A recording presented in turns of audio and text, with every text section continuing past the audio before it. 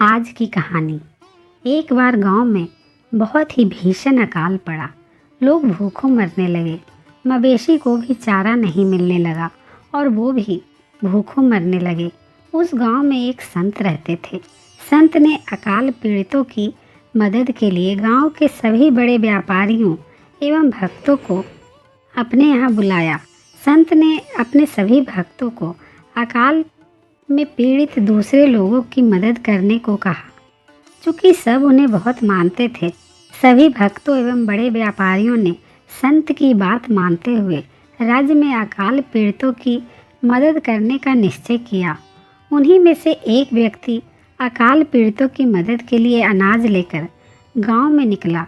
क्योंकि वो बहुत सारा अनाज लिए हुए था, इसलिए उसका काफिला बहुत बड़ा था।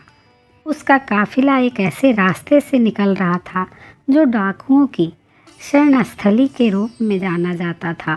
वहाँ के डाकुओं का जो सरदार था बहुत ही जालिम और क्रूर सरदार था। जब उसे पता चला कि एक व्यापारी बहुत बड़ा काफिला लेकर इस रास्ते से निकल रहा है, तो वह रूप बदलकर काफिले में जा घुसा। काफिले में घुसने के बाद उसने उस व्यक्ति से पूछा, क्यों तुम्हें पता नहीं है कि यह इलाका डाकुओं का है?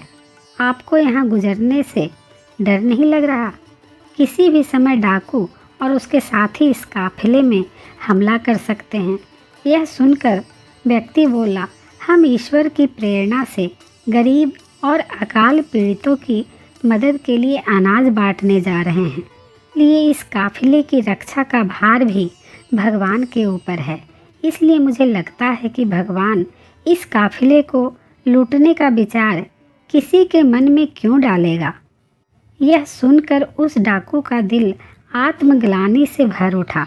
उसे अपने ऊपर बहुत ही ग्लानि हुई। उसने सोचा, सेवा भाव से भरे हुए लोग भूखे लोगों को सहायता पहुंचाने जा रहे हैं और मैं इन्हें लूटने का षड्यंत्र कर रहा था।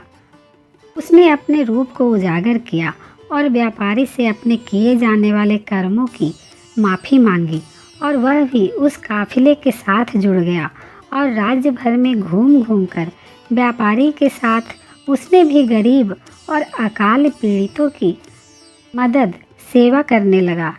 इसलिए ही कहते हैं कि अगर संगत अच्छी हो तो बुरे इंसान भी अच्छा हो जाता है, क्रूर इंसान भी दयालु हो जाता है और अच्छी सद्बुद्धि से सही मार्ग पर चलने लग जाता है।